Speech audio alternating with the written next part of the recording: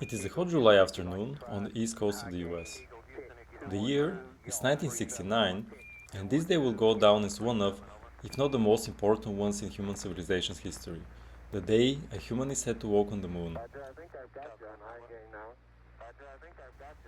By sunset, we, as a collective human species, will break through the invisible border between our home and the rest of the universe. Imagine you are a child witnessing this event. As you hear the clamor of the adults settling down in the living room in front of the TV, you stop playing in the garden and join them. First, you are confused. Why is everybody so silent all of a sudden? And then, there they are, the black and white pictures from the surface. It takes a second for you to realize what you see. The spectacular contrast between the bright moon dust, the starless darkness of space above, and the radio transmission's strange echo will forever be etched in your mind. The video transmission quality is low, but your imagination can fill in the blanks. The nation holds its breath, and one person takes that small step.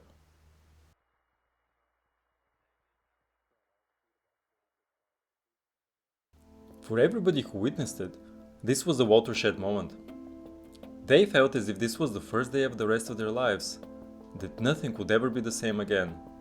Within their minds, the realm of the possible expanded into science fiction. As a result, contemporary American culture extrapolated this decade of technological progress into the distant future, painting visions of flying cars, underwater cities, and robots. 6 decades into the future, we are barely starting to retread the same path. In Peter Thiel's words, we expected flying cars but got 140 characters. This is an unfair comparison because if you look back at history, it's easy to realize that this quantum jump resulted from a global arms race rather than a purely altruistic endeavor to advance human civilization.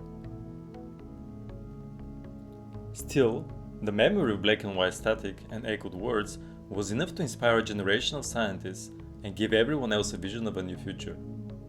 That, however, was not my generation.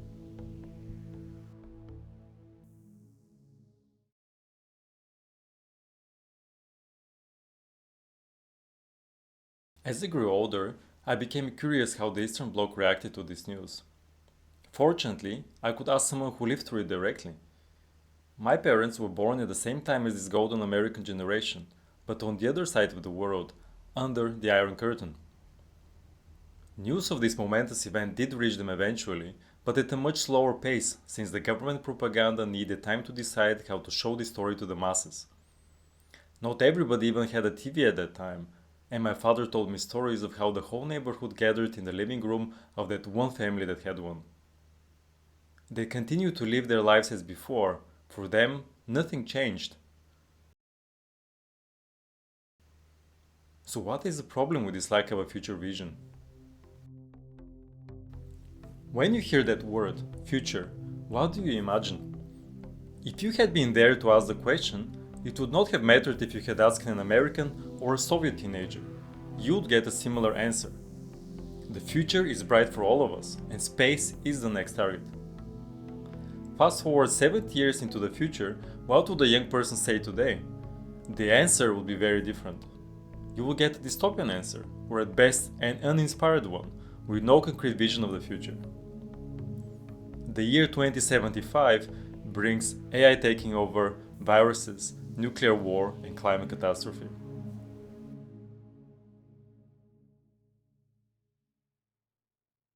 And was uh, what Jameson was theorizing in the 80s is still a somewhat marginal phenomenon, still an emergent phenomenon, is now ubiquitous to the point of almost the point of invisibility, I would suggest. Got to come back to that. What is the bad news that you already know? Well, that it's that the future has disappeared. The dimension of sorry, I meant to go to the second aspect of this temporal malaise is the experience of time itself, the phenomenological sense of time in everyday life. And I think, I guess my big thesis is the relationship between these two things.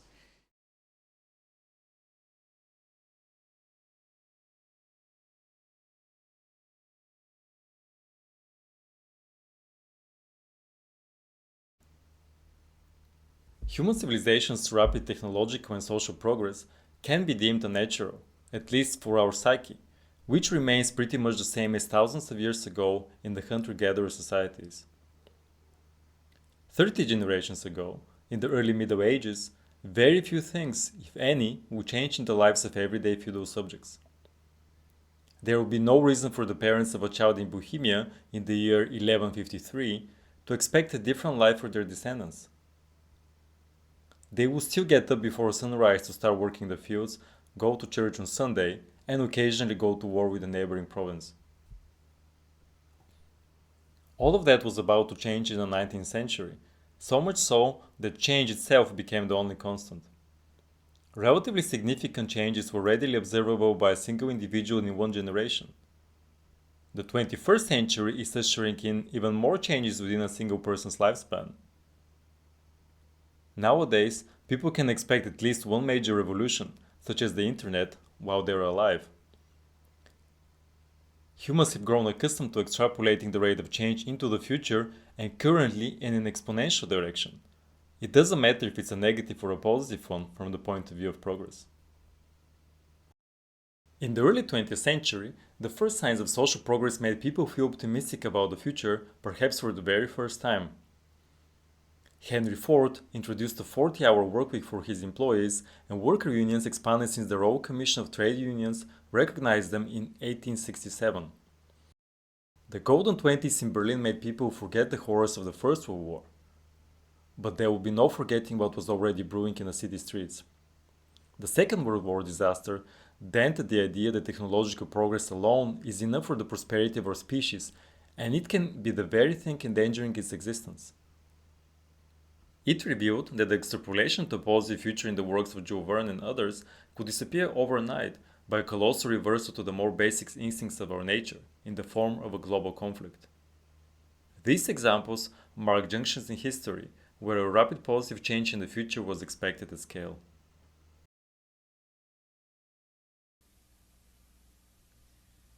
Francis Fukuyama, author of the book The End of History and the Last Man. What's it all about? Well, it's an imposing title. The book is about the question of whether there exists such a thing as what I would call history with a capital H. We usually associate history with just the routine flow of events, the war in the Persian Gulf, the fall of the Berlin Wall. But my book tries to ask a larger question, whether there is such a thing as a history of human society, taking into account the experiences of all peoples in virtually all times, and whether there is a kind of coherent evolution in the nature of those societies as they progress from, very primitive agricultural, tribal societies up through various monarchies and aristocracies, up to the kind of liberal democracy and technologically driven capitalism that we have today. And the end of history refers to what I think still remains a question of whether that process is one that can terminate, whether that evolution, finally culminates in a certain kind of civilization that in a certain sense will be the last civilization that mankind will achieve, because in a certain sense it's the right one, it's the one that fits human nature in an appropriate way.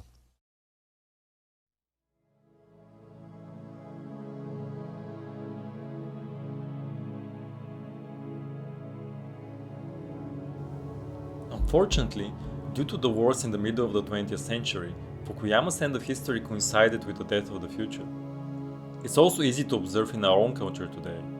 The constant film, music and literature rehashes from more successful areas abound. For example, 80s music, 90s computer technology and art are again popular in the 2020s, in vaporwave, retrofuturism and cyberpunk. Of course, cultural cycles have been a staple of our condition for centuries, but we are running out of options to revert to. There's simply nothing to replace the rehashed work. We are nostalgic for a future that didn't come to pass. How much is this a problem when extrapolated to a collective scale? that of a global connected civilization. This is a true hauntology, the ghosts of futures past, whether extrapolated at the historical junction or simply non-existent, influencing the present, closing its eyes to the possibilities of actual progress.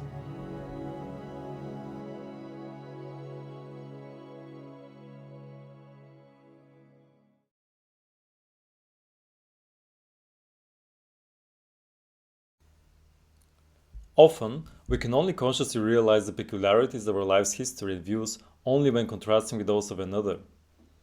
This happened to me when I met my wife and started sharing stories from our childhood with her.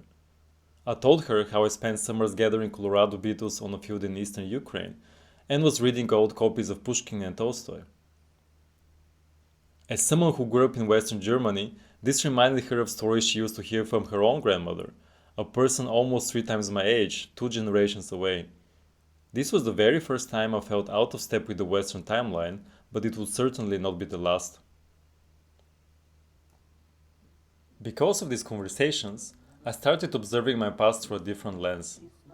I remember that I encountered this peculiar cognitive dissonance as a child already. I spent most of my childhood in Sofia, Bulgaria, but every summer, together with my sister and mother, we would visit our Russo-Ukrainian family in Mariupol, on the Azov coast. These 3 summer months would leave an indelible mark on my life's history. We traveled to Ukraine by train. It was the same train my father had taken decades earlier for the first time when moving to Leningrad, now St. Petersburg, to study mechanical engineering, and where he would eventually meet my mother. The journey took us almost 3 full days as we traversed northern Bulgaria, crossed the Danube and then the plains of mainland Romania, and finally into the fresh damp woodlands of western Ukraine, before arriving in Kiev for the last leg of our journey.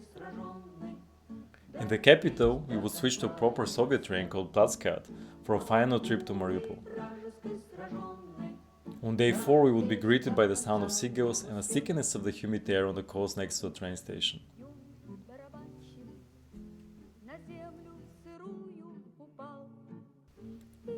Those days of train travel served as a buffer in my imagination, because the way we would spend the summer in Ukraine would be that of another generation before me.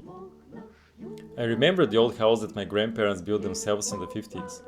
There was no technology whatsoever in the whole house. A TV set with knobs and wheels with a curved display was at least 3 decades old, and it was surprising it was even in color. We turned it on only to watch Latin American soap operas and Jacques Cousteau on the weekends. I remember the World Cup in '98, which transported me to another world altogether. I also remember my grandmother sitting next to an ancient radio on a tall chair, trying to get a finicky device to catch radio waves from Moscow at the appointed hour.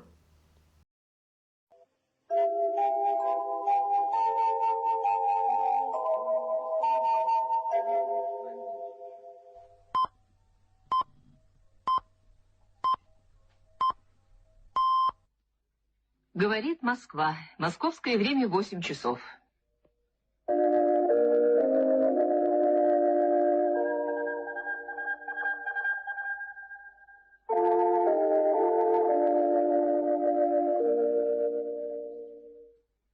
Начинаем нашу воскресную радиопередачу с добрым утром.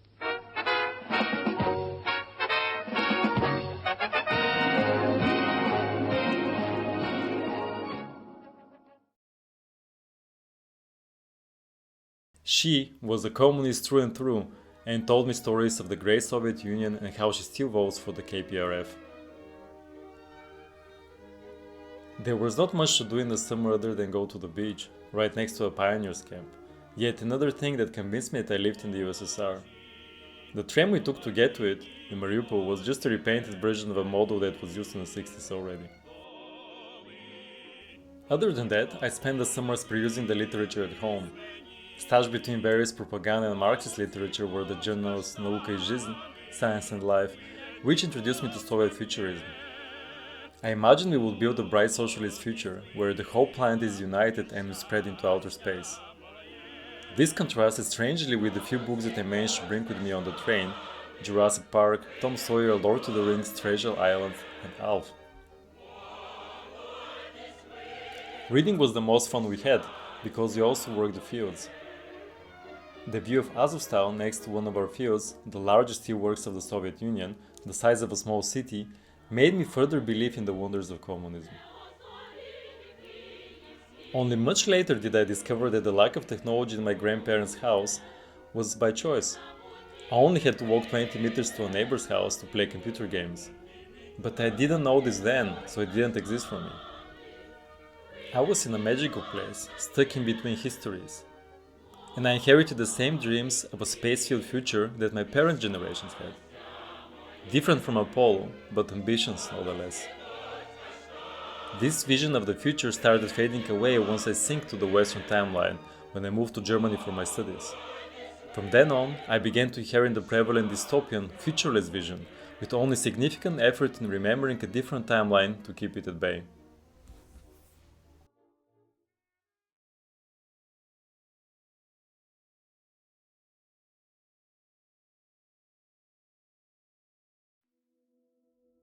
The mental vision of the future, whether created by circumstance, culture, or conscious design, can be a powerful entity that can impact the present. When this occurs at scale, across the whole population or even a generation, as in the case of the Apollo program, it can turn the tide of history and make a positive or a negative direction almost inevitable.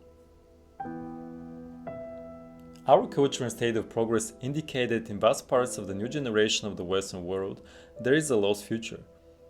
If we are ever to reverse the problem, we need to build a new vision, one that is more focused on solutions and visualizes achievable progress, which is empowering and motivating, rather than dulling, causing anxiety and consumerism where we can only retreat in the philosophy of nihilism, or the best case, absurdism.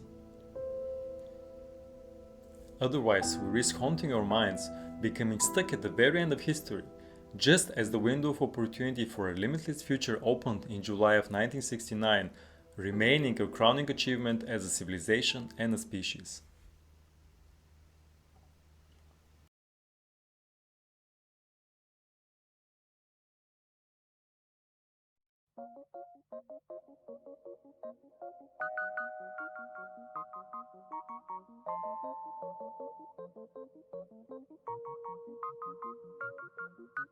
Жил-был художник один, домик имел и холсты, но он актрису любил, ту, что любила цветы. Он тогда продал свой дом, продал картины и кровь, и на все деньги купил целое море цветов. Миллион алых роз. Из окна видишь ты, кто влюблен и всерьез свою жизнь для тебя превратит в цветы. Миллион алых роз. Из окна видишь ты, кто влюблен и всерьез свою жизнь для тебя превратит в цветы.